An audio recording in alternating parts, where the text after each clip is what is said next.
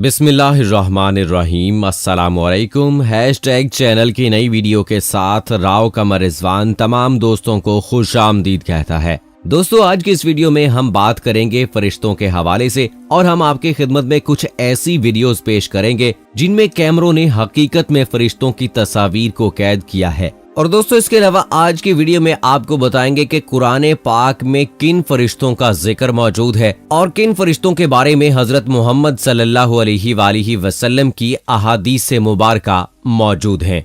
दोस्तों, इन वीडियोस को भी आपको दिखाएंगे, लेकिन तफसील में जाने से पहले आपसे गुजारिश है कि अगर आपने अभी तक हमारा चैनल हैशटैग सब्सक्राइब नहीं किया तो अभी सब्सक्राइब करें और साथ में बेल आइकॉन को जरूर प्रेस करें ताकि मुस्तकबिल में अपलोड होने वाली इस्लामी और मालूमाती वीडियोस का नोटिफिकेशन आपको बर वक्त मिल सके। दोस्तों, ये पहली वीडियो यरूशलेम की है जहां पर वक्त हाजिर में इसराइल ने कब्जा किया हुआ है। रात के वक्त एक शख्स शहर के नजारे को रिकॉर्ड कर रहा था कि अचानक आसमान से एक रोशनी का गोला नीचे आया और उस शख्स को मंदिर के गुंबद पर एक तेज रोशनी दिखाई थी। वो तेज रोशनी ऐसे हिल रही थी जैसे कि इंसान नुमा चीज के साथ पर लगा दिए हों, लेकिन फिर थोड़ी देर बाद ये चीज इंतहाई तेजी से ऊपर आसमान को उठी और गायब हो गई। ये नजारा वहां पर मौजूद सैकड़ों लोगों ने देखा। दोस्तों, अगली वीडियो है आज़रबाईजान के शहर की एक मस्जिद में रिकॉर्ड की गई। रिकॉर्डिंग करने वाले शख्स ने जब कैमरा नीचे नमाजियों पर घुमाया तो उसमें एक सफेद रंग की कोई चीज रिकॉर्ड हो गई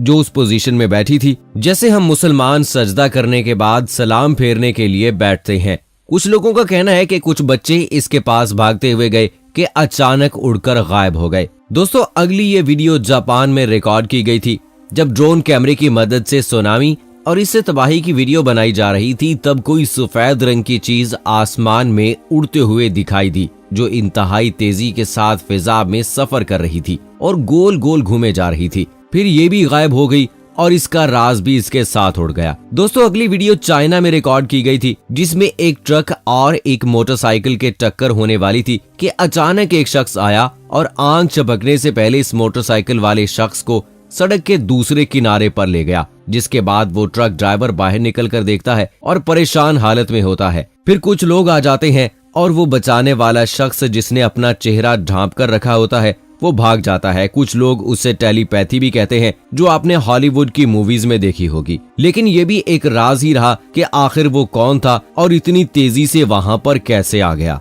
दोस्तों, अगली वीडियो है इंडोनेशिया में वाक़े जकार्ता के एक शॉपिंग मॉल की जिसमें आसमान से एक सफेद रोशनी बहुत तेजी से जमीन पर आती है और जब कुछ लोग उसे देखते हैं तो वो डर जाते हैं और भागकर देखने के लिए आते हैं कि आखिर ये क्या चीज है। तो वो इंतहाई तेजी के साथ वापस ऊपर चली जाती है, लेकिन अगर आप उसे गौर से देखें तो आपको मालूम होगा जैसे उसके जिस्म के साथ पर लगे हों और वो उसे लहराकर ऊपर से नीचे और नीचे से ऊपर गए हों। दोस्तों, अगली वीडियो हमारे पड़ोसी मुल्क भारत के कैपिटल दिल्ली की है जिसमें दो लोग तस्वीर बना रहे होते हैं। तब वहाँ मौजूद लोगों को आसमान में कुछ उड़ता हुआ दिखाई देता है और लोग डर के मारे चीखने चलाने लगते हैं और फिर वो कुछ ही लम्हों में गायब हो जाता है। आखिर ये क्या था, इसके बारे में कुछ लोग कहते हैं ये वीडियो एडिट की गई थी, लेकिन वहाँ पर मौजूद लोगों का कहना है कि ये सच में हुआ था। दोस्तों, अगली वीडियो ब्राजील में एक शख्स ने रिकॉर्ड की थी और उसे लगा कि वो परिंदों की वीडियो बना रहा था, लेकिन जब बाद में उसने जूम किया तो वो परिंदे नहीं थे बल्कि वो दो जिस्म थे जिसके साथ पर लगे थे और वो इनकी मदद से आसमान में उड़ रहे थे।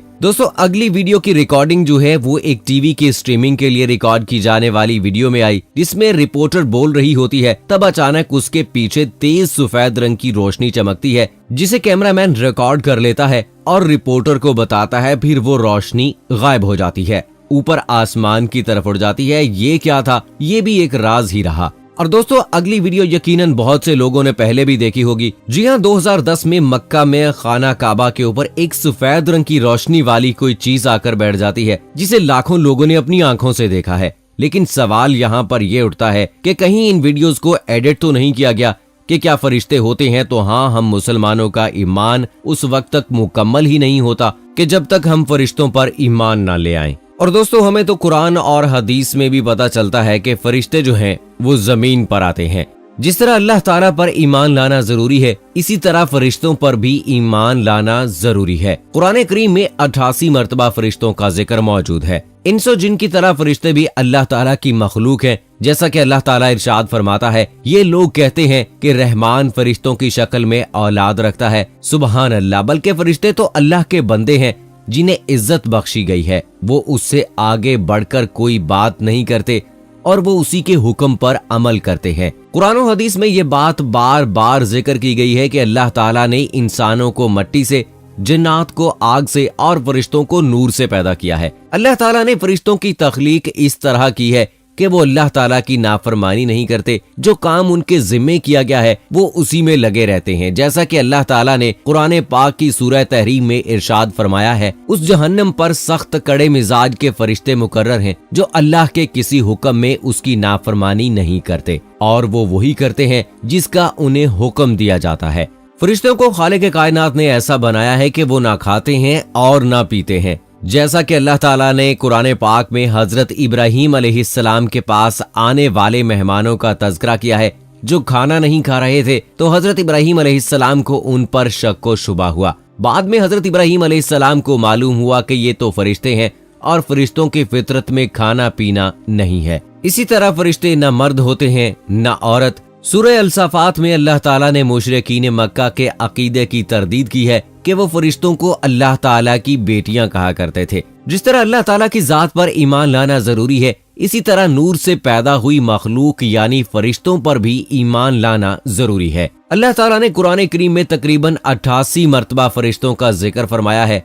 अहादीस नबविया में भी फरिश्तों का बारहा जिक्र आया है। अल्लाह ताला ने सूरह बकरा की आयत नंबर 285 में फरमाया, ये सब रसूल और तमाम मुसलमान अल्लाह पर, उसके फरिश्तों पर, उसकी किताबों पर और उसके रसूलों पर ईमान लाए हैं। दोस्तों, मुसलमानों की तरह यहूद और नसारा भी तस्लीम करते हैं कि फरिश्तों को अल्लाह ताला ने नूर से पैदा किया है, यानी दीगर आसमानी किताबों और सहीफों में भी फरिश्तों का जिक्र मिलता है। अकल का तकाजा भी यही है कि अल्लाह ताला जिनको हमने बिना देखे खालिक कायनात तस्लीम किया है और इंसो जिन जिन्हें अच्छे काम करने और बुरे काम से रुकने का मुकल्लफ बनाया गया है के दरमियान अल्लाह ताला की एक मासूम मखलूक मौजूद है जो अल्लाह के पैगाम को बंदों तक और बंदों के आमाल को अल्लाह तक पहुंचाने और जजा के दिन के लिए पूरी जिंदगी के एक एक लम्हे के आमाल को रिकॉर्ड करने और दुनिया के निजाम को चलाने में अल्लाह के हुक्म के मुताबिक अपनी जिम्मेदारियां बाआसन खूबी अंजाम दे।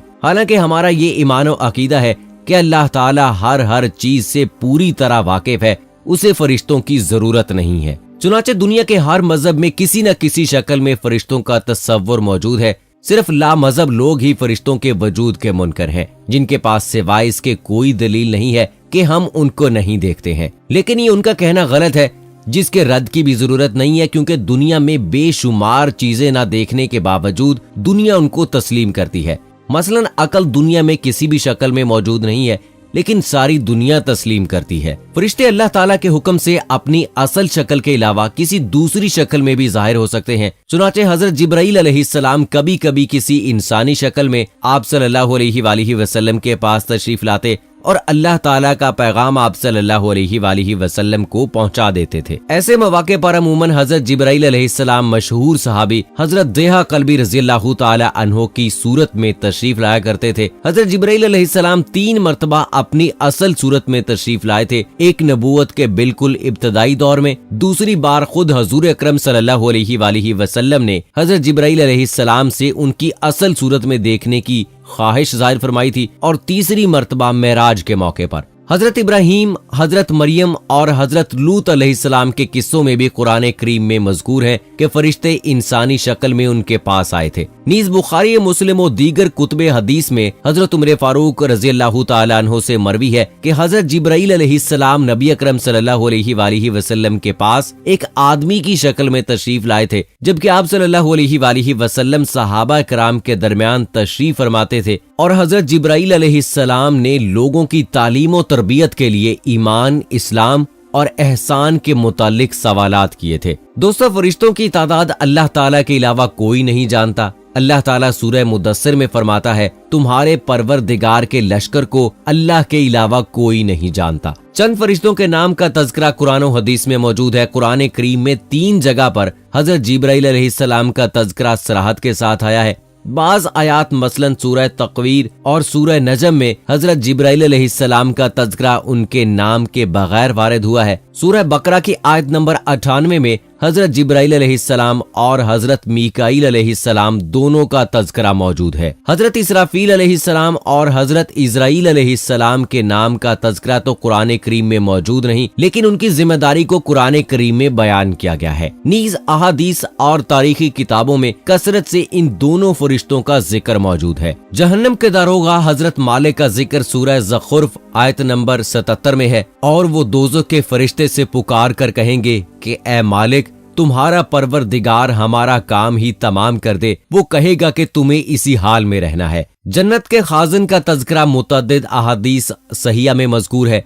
बाज अहादीस में उनका नाम रिजवान भी लिखा है। कब्र में सवाल करने वाले फरिश्तों को मुनकिर नकीर कहा जाता है। नबी अकरम सल्लल्लाहु अलैहि वसल्लम ने इरशाद फरमाया, जब किसी मैयत को कब्र में रख दिया जाता है तो स्याह रंग की नीली आंखों वाले फरिश्ते, जिन्हें मुनकिर नकीर कहा जाता है, आते हैं और उससे पूछते हैं। हजरत हारूत और हजरत मारूत अलैहिस्सलाम का तज़किरा कुरान करीम में मौजूद है। ये बनी इसराइल उस चीज के पीछे लग गए जो शहर बाबुल में हारूत और मारूत नामी 2 फरिश्तों पर नाजिल की गई थी। सूरह बकरा की आयत नंबर 102 में अल्लाह ताला ने फरमा दिया है। दोस्तों, इसी तरह अल्लाह ताला ने इन फरिश्तों की जिम्मेदारियां भी अलग अलग कायम की हैं। किसी को आपके गुनाहों सवाब लिखने के लिए मुकर्रर किया है, किसी को बारिश बरसाने के लिए मुकर्रर किया है, किसी को आपकी रूह कब्ज करने के लिए मुकर्रर किया है। तो ये सारा अल्लाह ताला का निजाम है और हमारा ईमान जिस तरह से अल्लाह ताला की वहदानियत पर है, रसूल पाक सल्लल्लाहु अलैहि वसल्लम के आखिरी नबी होने पर है,